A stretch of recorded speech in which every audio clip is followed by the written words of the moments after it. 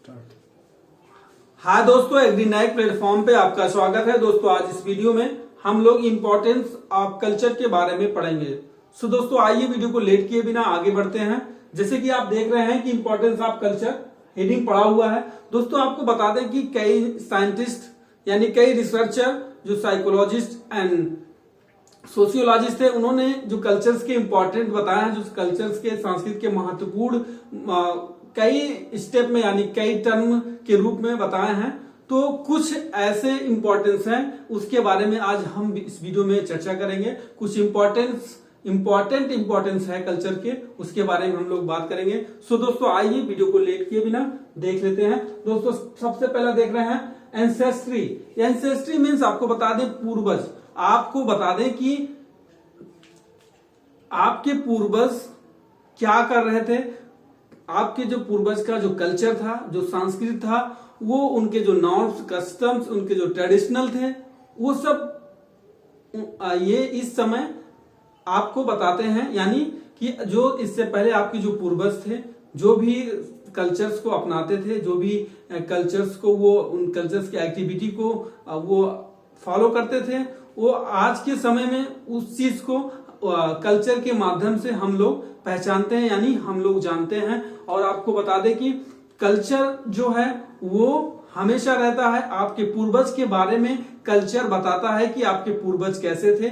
मनुष्य 50 साल, 60 साल, मैक्सिमम सेंचुरी कर सकता है, 100 साल या उससे 2-4-10 साल और हो सकता है, लेकिन उसके बाद मनुष्य मर ही जाता है। लेकिन कल्चर आपके जो हैं, जो आपकी संस्कृति है, वो कभी नहीं मरती है। वो आपके पूर्वज जो भी कल्चर्स को अपना रहे हैं, जो भी इसकी समाज में जो भी कल्चर को कर रहे हैं, जो भी कल्चर्स को फॉलो कर रहे हैं, कल्चर्स के जो नॉर्म्स है, लॉ के सेट हैं, उसे फॉलो कर रहे हैं, वो सब कल्चर्स आज हमें बताती है कि हमारे पूर्वज कैसे थे। उसके बाद सेकेंड की बात करें, सेल्फ रियलाइजेशन।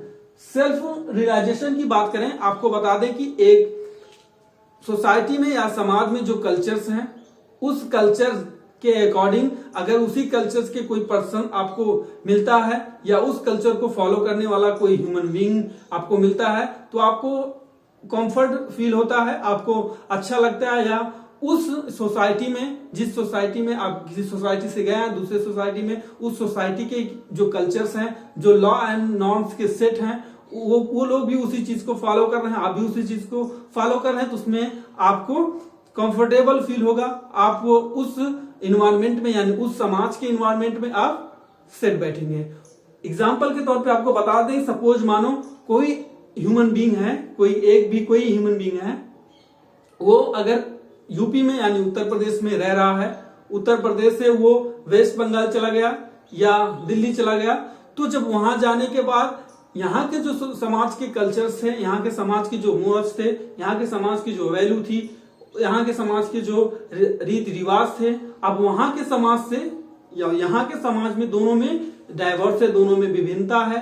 तो इस कारण से क्या हुआ कि वहां पे मान लो वेस्ट बंगाल में गया कोई ह्यूमन बीइंग, वहां पे कोई उसी समाज के, यानी जिस समाज का ह्यूमन बीइंग वहां गया है, उस समाज का ही कोई पर्सन, उन समाज का ही कोई ह्यूमन बीइंग अगर मिल गया, मिल जाने के बाद उनके जो कल्चर, कस्टम्स, उनके जो रीति रिवाज हैं, वो सब वो भी फॉलो कर रहा है, तो वहां पे ह्यूमन बीइंग कंफर्टेबल फील करता है, या उसे वहां पे रिस्पेक्ट मिलती है, या उसे वहां पे सुकून मिलता है। सो दोस्तों आपका यही है उसका सेल्फ रियलाइजेशन। आप थर्ड की बात करें, इवैल्यूएशनरी इनलाइटमेंट।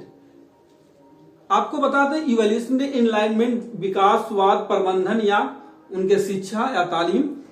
आपको बताएं कि कल्चर्स एक ऐसा एक इंस्ट्रूमेंट के रूप में भी कह सकते हो, या कल्चर्स क्रिएटिव हो सकता है। कल्चर एक ऐसा वर्ड है, कल्चर एक ऐसा वर्ड है जो ये बताता है कि आपका जो जन्म है कहाँ से हुआ है, आप वो पैदा कहाँ पे हुए हैं। ये सब जो कल्चर्स आप जो समाज में जो कल्चर्स फॉलो हो रहे हैं, उस कल्चर के अकॉर्डिंग ही आपके जन्म के बारे में, आपका बर्थ डे क्या है, बर्थ के बारे में वो कल्चर से ही जान लेते हैं। वो आपका क्या इवैल्यूएशन इनलाइनमेंट, कि आपका जन्म कहाँ हुआ है, आप कहाँ से हैं। उसके बाद फोर्थ की बात करें, मोरल वैल्यू। मोरल वैल्यू की बात करें, आपको बता दें कि जो मोरल वैल्यू है उसमें हॉनेस्टी मिलती है, हॉनेस्टी होती है, रिस्पेक्ट होता है। मोरल वैल्यू आपको कॉमन वे में बताएं कि मोरल वैल्यू कल्चर में इसका इंपॉर्टेंस ऐसे है कि जो मोरल वैल्यू किसी समाज में ह्यूमन बीइंग को यानी मनुष्य को ये सिखाता है कि दूसरे के साथ आपको कैसे सहानुभूति करना है, या किसी अच्छे पर्सन को या किसी ऐसे किसी वस्तु को कैसे चुनाव करना है, या किसी ऑब्जेक्टिव को कैसे अचीव करना है, कैसे किसी समाज में कोई वर्क या कार्य करने के लिए पूरा तन धन मन लगा के करना है, मुझे कैसे अपने समाज के भले के लिए कोई कार्य कैसे करना है, वो सब आपका मोरल वैल्यू सिखाता है। और जो व्यवहार होते हैं, जो अच्छे व्यवहार होते हैं, उसको कैसे एडॉप्ट करना है, उसे कैसे हमें फॉलो करना है, वो सब मोरल वैल्यू सिखाता है। सो दोस्तों, ये इसका इंपॉर्टेंस हो गया। उसके बाद फिफ्थ की बात करें, डिसिप्लिन की बात करें तो हम बता दें कि हमारे कल्चर में, हमारे जो कल्चर है, समाज की जो कल्चर है, उस कल्चर में जो नॉर्म्स एंड लॉ हैं, ठीक है, नॉर्म्स और लॉ के एक सेट होते हैं जिसे वो फॉलो करता है। फॉलो करके समाज यानी सोसाइटी में वो शांतिपूर्व रहता है, यानी पीस रूप से वो रहता है। मीन आपका जो डिसिप्लिन है वो हमारे कल्चर में या किसी कल्चर में वहां के जो नॉर्म्स हैं, वहां के जो लॉ हैं, उसका एक सेट होता है, उसे वो फॉलो करता है। उसे फॉलो करने के साथ साथ समाज में पीसफुल से वो रहता है, यानी समाज में शांति रूप से वो रहता है। उसके बाद 6 की बात करें,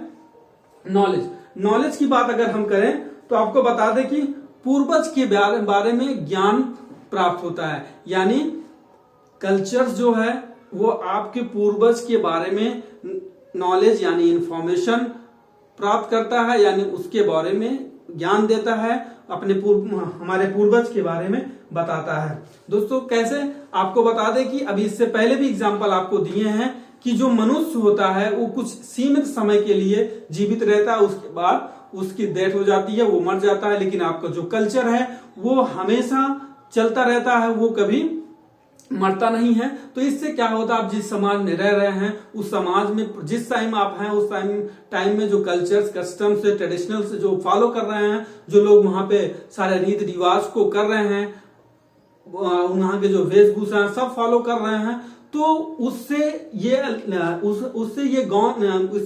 ज्ञान यानी नॉलेज मिल जाता है कि हमारे पूर्वज कैसे थे। सो दोस्तों, इसीलिए कल्चर्स के इंपॉर्टेंस में नॉलेज को भी रखा गया कि इससे क्या होता है कि हमारे पूर्वज कैसे थे, उनका व्यवहार कैसे था, उनका वेशभूषा कैसे था, वो किस चीज को फॉलो करते थे, कैसा उनका रीति रिवाज था, क्या उनकी वेशभूषा थी, किस प्रकार से एक दूसरे के साथ सहानुभूति से रहते थे, किस प्रकार से किसके साथ बैठना है, किसके साथ कैसे मेल जोल करना है, वो सब ये आपका नॉलेज कल्चर जो है वो कल्चर के द्वारा हम मालूम करते हैं। इसीलिए नॉलेज को इंपॉर्टेंस में जोड़ा गया। उसके बाद 7th की बात करें, कंपेशंस मीन्स होता है दया।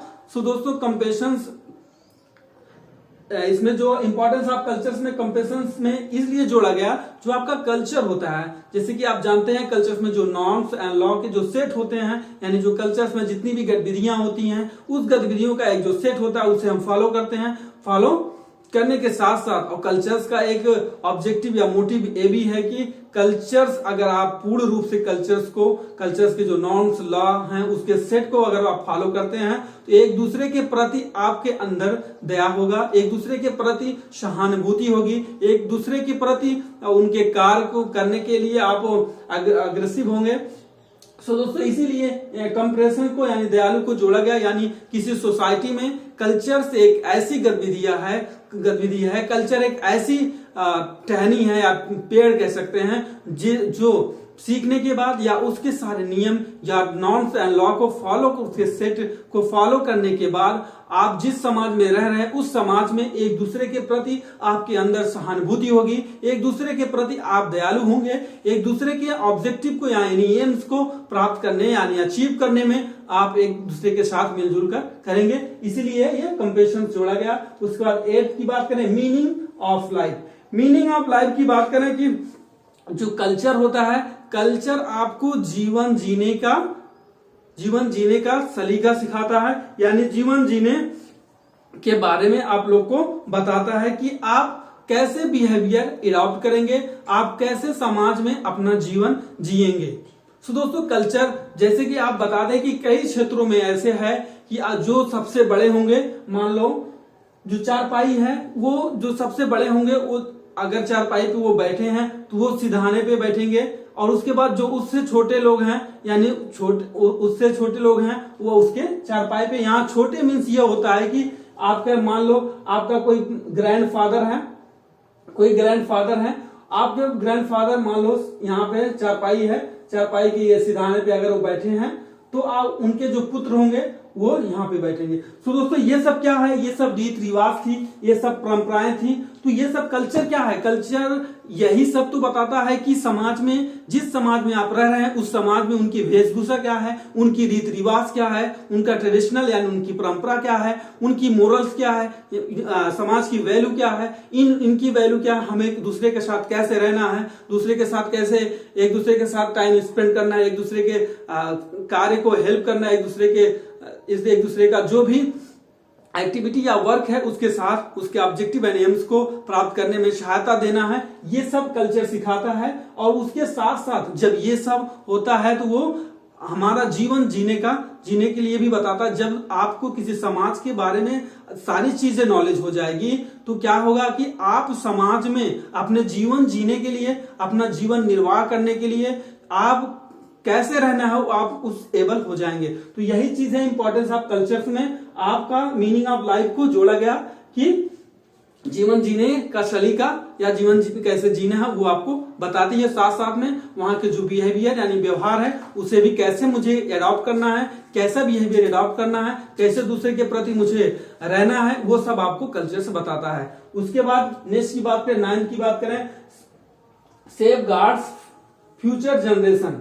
सेफ गार्ड फ्यूचर जनरेशन की बात करें, आपको बता दें कि यानी सुरक्षा, आपके जो पीढ़ी दर पीढ़ी जो आपकी जनरेशन है वो उसकी सुरक्षा करना यानी उसकी उपाय करना। तो आपको बता दें कल्चर जो है, जैसे कि आपके पूर्वज जिस सोसाइटी या समाज में रहते हैं वहां पे आपके पूर्वज के जाने के बाद उसके बाद भी उस समाज में आपके पूर्वज जैसे करते आ रहे थे आज भी वैसे हो रहा है।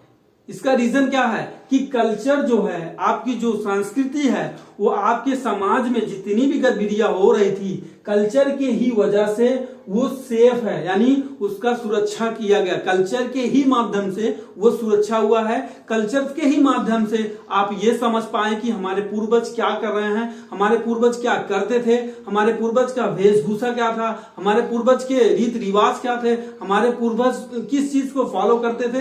ये कल्चर्स के बारे में, कल्चर की वजह से ही आप उसके बारे में जाने, इसलिए उसको सेफ गार्ड के रूप में आपका जो फ्यूचर है वो सेफ गार्ड के रूप में होता है। यानी जो भी पूर्वज कर रहे हैं वो आप जाने, एक ये कल्चर के द्वारा एक सुरक्षा होती है, एक उपाय होता है। उसके बाद लास्ट की बात करें, 10 की बात रिस्पॉन्सिबिलिटी की बात करें, आपको बता दें कि जो कल्चर होता है दूसरे के प्रति रिस्पॉन्सिबिलिटी पैदा करता है, यानी दूसरे किसी सोसाइटी या समाज में रिस्पॉन्सिबल होना सिखाता है।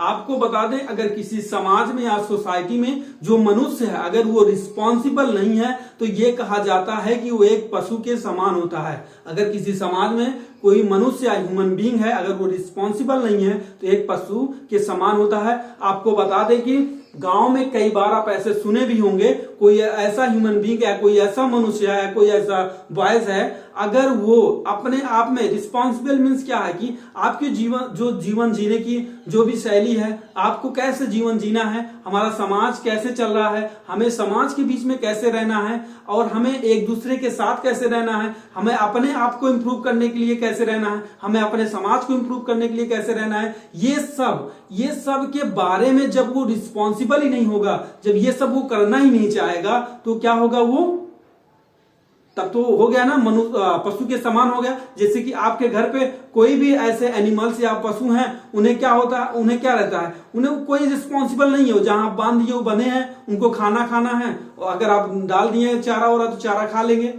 ऐसा नहीं है कि वो खुद से करके खुद खाते हैं, वो रिस्पॉन्सिबल नहीं है। इसीलिए कहा गया समाज में जो मनुष्य है, समाज में जो ह्यूमन बीइंग है, अगर वो रिस्पॉन्सिबल नहीं है तो वो कभी भी मनुष्य के समान नहीं हो सकता, बल्कि वो एक पशु के समान होगा। तो दोस्तों समाज में रिस्पॉन्सिबिलिटी यानी समाज में रिस्पॉन्सिबल भी होना बहुत ही इंपॉर्टेंट है। ये सब आपका कल्चर सिखाता है कि आपको रिस्पॉन्सिबल कैसे होना है। दोस्तों इसीलिए कल्चर्स हमारे जीवन लाइफ में, हमारे सोसाइटी यानी हमारे समाज में बहुत ही इंपॉर्टेंट है। दोस्तों वीडियो में इतना ही था। दोस्तों आपको बता दें कि ये जो 10 इंपॉर्टेंस है बहुत ही इंपॉर्टेंट है। पहला जो इंपॉर्टेंट था एंसेस्ट्री। एंसेस्ट्री में क्या था, जो पूर्वज थे उसके बारे में वो बताता था और कि आपके पूर्वज कैसे रहते थे। उसके बाद सेल्फ रियलाइजेशन। सेल्फ रियलाइजेशन में यह था कि आप अगर यहाँ रह रहे हैं, आपका समाज कुछ और है, किसी दूसरे स्टेट में या कहीं दूसरे स्थान पर चले गए, वहां की समाज कुछ और है, और अपने समाज जो आप अपनी कल्चर अपना रहे हैं, उस कल्चर के अकॉर्डिंग अगर कोई आपके अगला स्टेट में जो आप गए हैं, वहां अगर कोई उस कल्चर के अकॉर्डिंग आपको मिल गया तो आपको वहां पे रिस्पेक्ट फील होता है, वहां पे आपको कंफर्टेबल फील होता है, वो आपका सेल्फ रियलाइजेशन हो गया।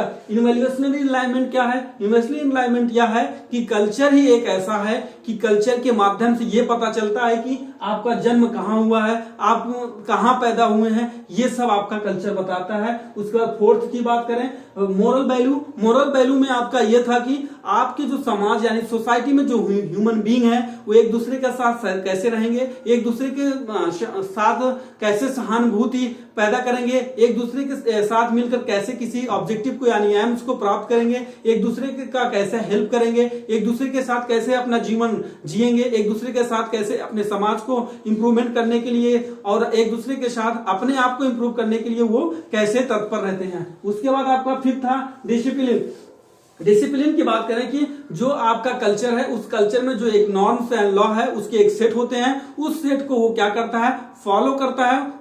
उसी को फॉलो करने के साथ साथ जो उसके समाज है, उस समाज में वो शांतिपूर्ण यानी पीस पूर्व रहता है, यानी शांति रूप से उस समाज में रहता है। उसके जो नॉर्म्स एंड लॉ है उसे उस सेट को फॉलो करने के साथ साथ। उसके बाद आपका नॉलेज है। नॉलेज क्या होता है कि आपको बता दें, आपके पूर्वज जो कल्चर्स को अपना रहे हैं, जो रीति रिवाज वेशभूषा को कर रहे हैं, उसके बारे में कल्चर के माध्यम से वो नॉलेज देते हैं यानी ज्ञान देते हैं, यानी इंफॉर्मेशन देते हैं, इंफॉर्मेशन बता लो। उसके बाद आपका कंपेशन क्या है? कंपेशन यानी दया। दया क्या होता है? कल्चर क्या होती है? कल्चर आपको इस तरह से गढ़ देती है, अगर आपको कल्चर्स के बारे में अच्छे से ज्ञान है तो आपको इस तरह गढ़ देगी कि किसी समाज में एक ह्यूमन बीइंग दूसरे ह्यूमन बीइंग से यानी एक मनुष्य दूसरे मनुष्य के साथ कैसे दया दिखाएगा, वो एक दूसरे के साथ उसे कैसे हेल्प करेगा, एक दूसरे के साथ ही किसी वर्क को यानी किसी ऑब्जेक्टिव को अचीव करने में लगाएगा। उसके बाद आपका 8 हो गया meaning of life. Meaning of life का आपको बता दें कि जीवन जीने का जो सोसाइटी में है, तो कल्चर जो है ये बताता है कि एक ह्यूमन बीइंग दूसरे ह्यूमन बीइंग के साथ मिलजुल कर किसी ऑब्जेक्टिव या समाज को इंप्रूव करने के लिए या अपने जीवन जीने के लिए या अपने स्टैंडर्ड ऑफ लिविंग को बढ़ाने के लिए वो कैसे तत्पर रहते हैं, या एक दूसरे के साथ मिलकर किसी कार्य को कैसे करते हैं। उसके बाद आपका लास्ट था आपका 9 था सेफ गार्ड फ्यूचर जनरेशन। आप कल्चर जो है वो एक सेफ गार्ड के रूप में यानी एक सुरक्षा यानी एक उपाय के रूप में आपके जो फ्यूचर जनरेशन है उसे कैसे सेव करता है यानी उसे कैसे बचाता है। जैसे मान लो आपके जो पूर्वज थे वो किस कल्चर को किस एक्टिविटी को कैसे अपनाते थे, आप कल्चर के माध्यम से ही जानते हैं। तो कल्चर क्या है, वो सेफ गार्ड के रूप में होता है। उसके बाद आपका लास्ट है रिस्पॉन्सिबिलिटी। रिस्पॉन्सिबिलिटी आपको बता दें कि जो भी ह्यूमन बीइंग है किसी समाज में उसे रिस्पॉन्सिबल होना होता है। अगर वो रिस्पॉन्सिबल नहीं है तो एक पशु के समान होता है। रिस्पॉन्सिबल मीन्स आपके समाज में जितने इंपॉर्टेंस वर्क है यानी जितने आपके जीवन जीने की, अपने समाज के जीवन जीने की या अपने प्रति एक दूसरे के साथ कैसे रहना है, ये सब सिखाता है। या जब तक उसके अंदर में कोई जिम्मेदारी नहीं आएगी, जब तक वो रिस्पॉन्सिबल नहीं होगा, वो एक पशु के समान होता है।